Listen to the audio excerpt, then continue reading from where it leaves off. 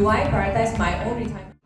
This person, and it has the most votes so far. This person has an excess amount of cash. Okay, a few hundred thousand. Okay, let's say even if you have a few million. Okay, currently in their 40s.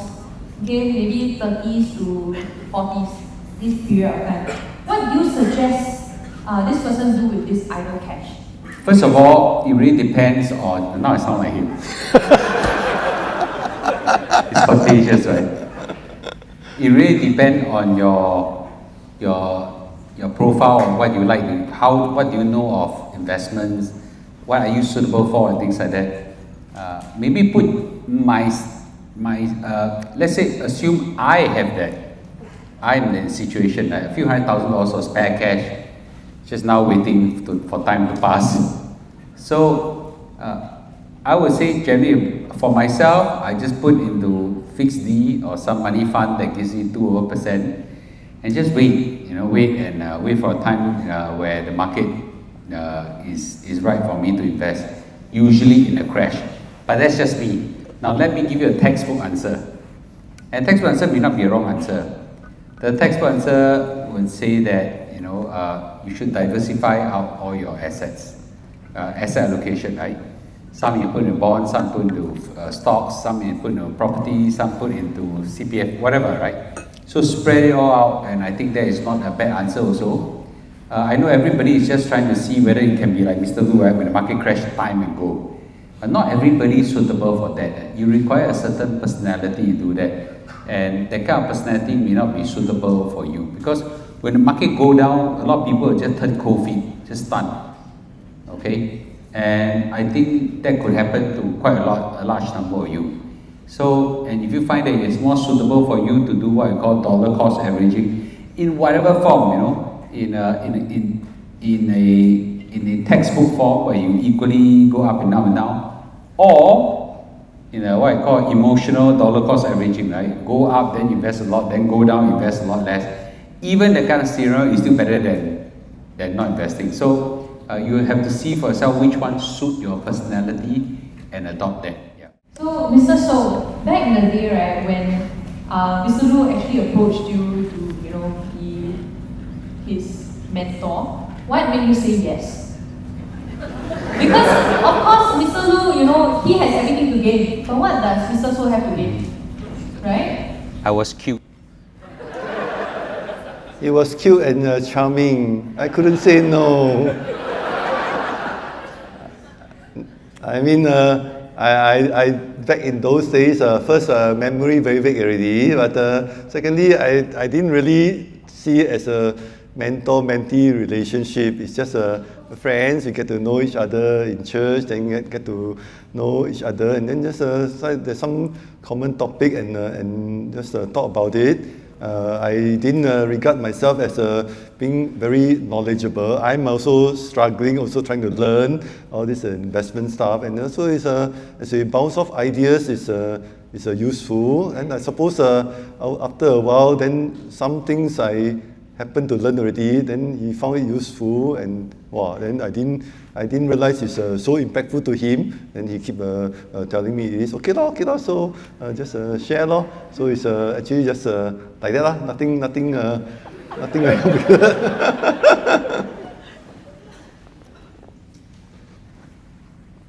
So great was the man. Okay, such a big impact, and he didn't think too much about it.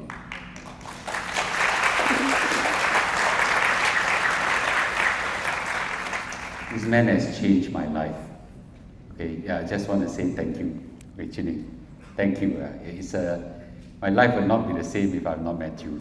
Yeah, so thank you, okay, from the bottom of my heart. And for everybody, whatever he has done to me, he didn't even ask for a meal back. That's how, so great, right? So I felt that, this greatness I tried as much as possible. From 2015 onwards, we started a movement, was just to share a lot. So whatever you have learned is really an adaptation of what he taught me. That's all. So today, whatever you learned in these 2 days is really a packed version of what he taught me. So great was the man, I just want to say again. Well, this question is about CPF, okay? So this person is asking, can I ask realistically, Is there any policy risk with CPF? Sorry, this is important because any top-up to the CPF for SA, even OA, is locked until 55 years old. So that's where this person is coming from. Realistically, there is policy risk in CPF. There is policy risk in every policy. The government of the day can change any policy. It's whether they can carry this policy and how it eventually show up in the ballot box. That's all I would say. I used to think that our very nice PP government will not do anything to our CPF. That really hit me very hard when the SA was shut down, right? But in all fairness, I realized that you only anger a small group of people in the population. That means people who are CPF rich, okay? And that's not a lot of people, by the way. Yeah, we all look at here like a lot of people, and a lot of you are very angry. But you don't represent quite a lot of people. And I was told that majority of Singaporeans only have, I don't know, $100,000 when they retire in their CPF or something like that. So those who are very CPF rich, you don't belong to the majority. So now, can policy risk, is there policy risk? The answer is yes. And policy risks do exist, especially when it's a small group of people.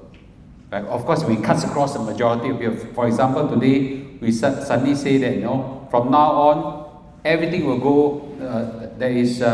Everything that you have in CPF will all go into CPF Life. Nothing else you can take up. Wow, then there will be quite something, right? But then that will then turn out in the vote in the next general election.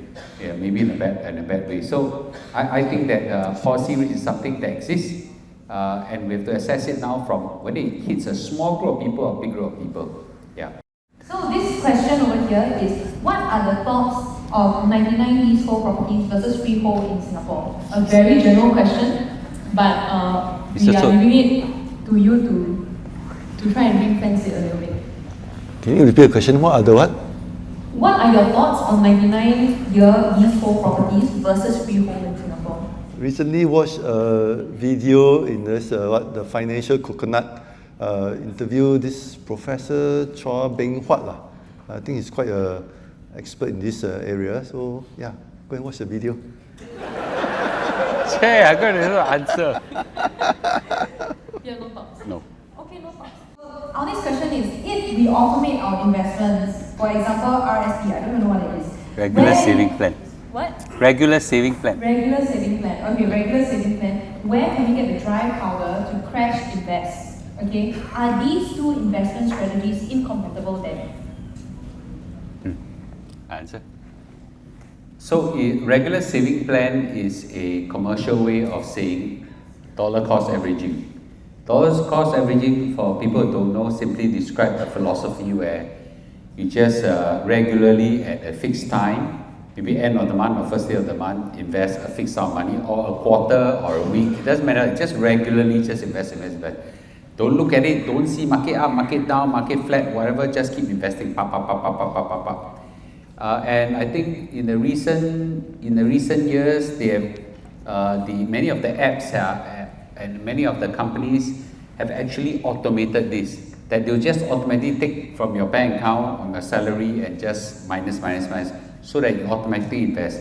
And I think it's a great development. And of course, the other philosophy is just crash buying, right? Which is something I like. Now, I don't think it's so much binary.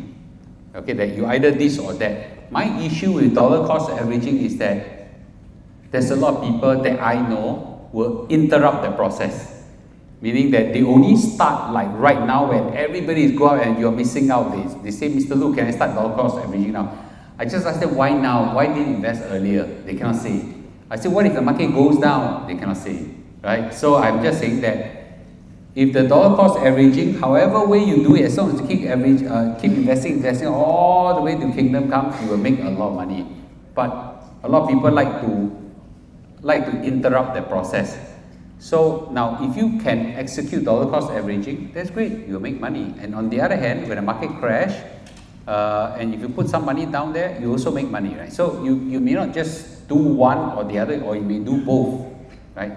You apportion out some money to this, some money to that. And the other one, your question is where do you find the money? Well, that one's quite obvious, right? Right? You work hard, you save hard, okay? And you accumulate money, right? So in my early years of my life, I was extremely frugal, to the point of nyao, okay? And that level of frugality right now, when I look back, now I see that boy over there who's standing over there and the younger sister, they're extremely frugal, okay? And I said, wow, I was like that. Is your brother worse or worse? Okay, anyway. So my point is that they pick it up from me and they become very frugal. But what you want to do is when you are young, you are very frugal. Now older, you want to spend, you go and spend because now you can live a life of luxury and things like that. But not the reverse, right? Or you don't want your young time, you spend so much, and older time you gotta live a life of frugality.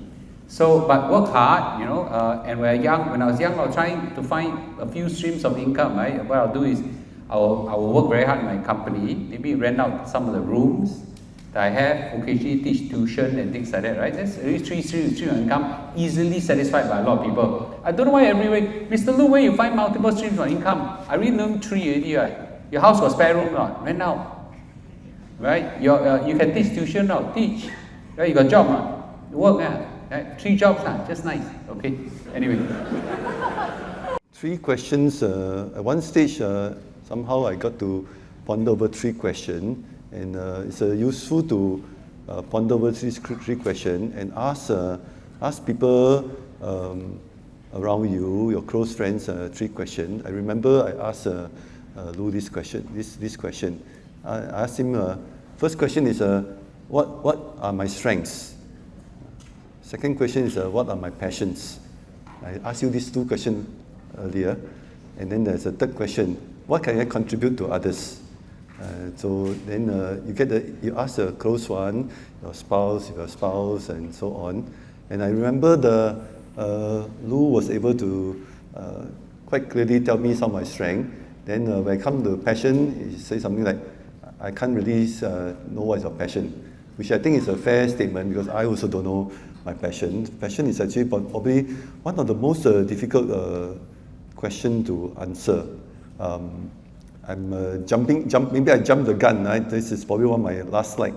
So the word passion, just like the word retirement, I found not very useful, and the meaning has changed over time. When you think about passion, you think of like something very exciting, exhilarating, oftentimes with sexual connotations. But if you look back at the origin of the word passion, like 2,000-3,000 years ago in the time of Greek and all that, passion means suffering. Passion means endurance. And these are things that I think people don't commonly associate with passion. And so, but then I think about it, it makes sense.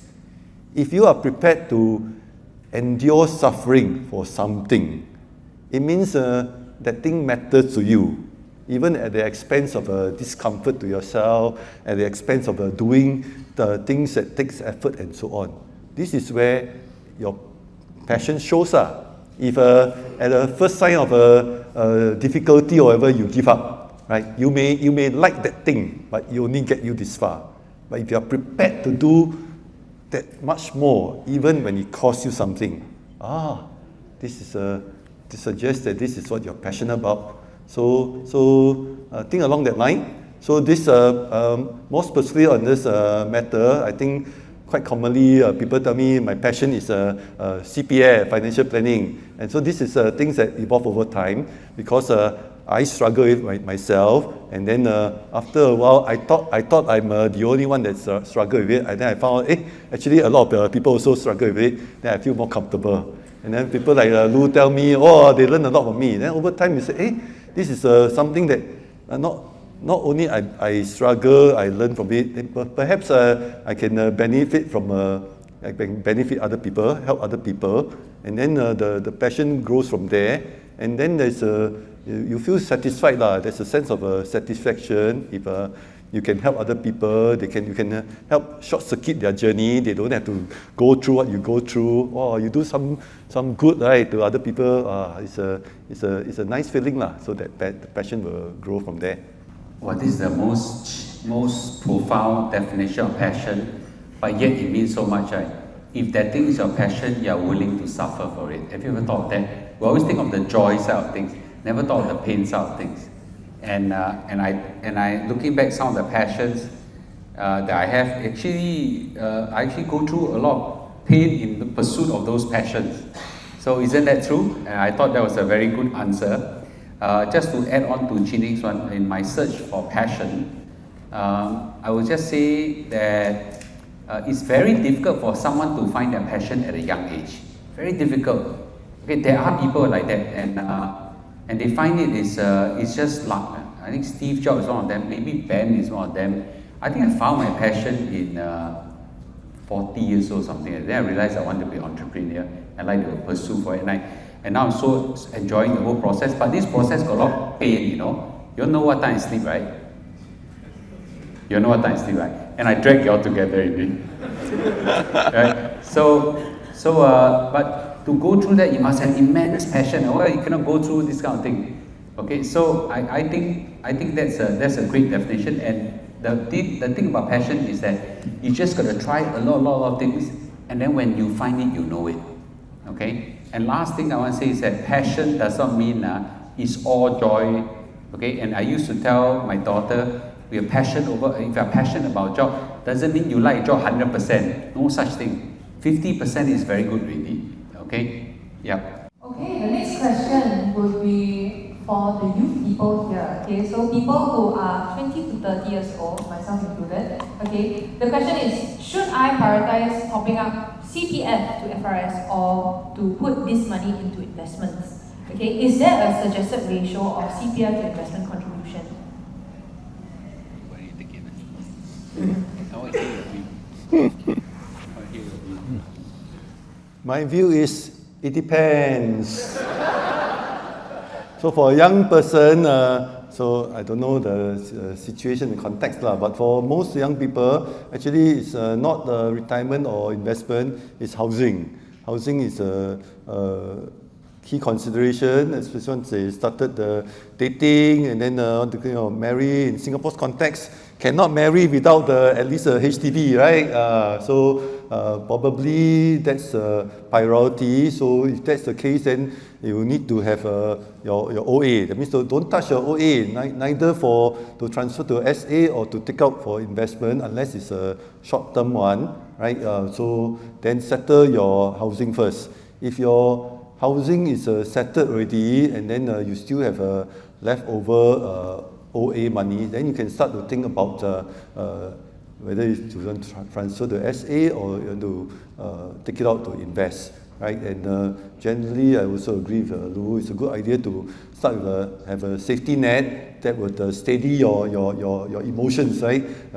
Because in investing, you got to deal with your feelings of greed and fear. So if you have a safety net in place, then you feel enable you to invest better. So maybe you could consider having certain amount in your SA, transfer some to from OA to SA to have a reasonable level. Doesn't necessarily mean that you have to be binary. You have to hit the FRS before you can invest. I don't think there's a particular suggested amount. It really depends on the person, the situation. But what is your comfort level, which you feel that at least there's a certain amount you can you have a safety net. Then if that's the case, after that you want to invest and take take some risk. You have a suitable enough long time frame, then you can do so. Last part is I mentioned before. The sequence of investment matters. A lot of people say 60-40, but let's say whatever. I want to put how much money here, but which one you go first? I think the sequence matter. In my case, I think I've always put money in the CPF first. Once I build a foundation, then the rest is easy. Thanks. Okay. Next question will be on for bank mortgage loan. Is it recommended to use CPF or use cash to pay off fully on the mortgage loan repayment? So as I mentioned in the video, for young people usually cash strapped, so many things to pay for. So most of them use their CPF almost fully, or majority of it, they use the CPF to pay, which is okay. Then as you progress in your work, you get the pay rises, typically you have some money in your bank account. First, we'll talk about the emergency fund later. You should always have an emergency fund, so cash there, right? But above that, then if there's no use for it, then ask yourself why you just living there and then earning 0.05% in interest. So if you're in that situation, maybe useful to consider using that to pay off your mortgage rather than your OA, which is earning you at least 2.5%. And you have that, again, you have that flexibility. You can decide which way to go. 100% CPF, 100% cash, or somewhere in between. So do it as it suits you.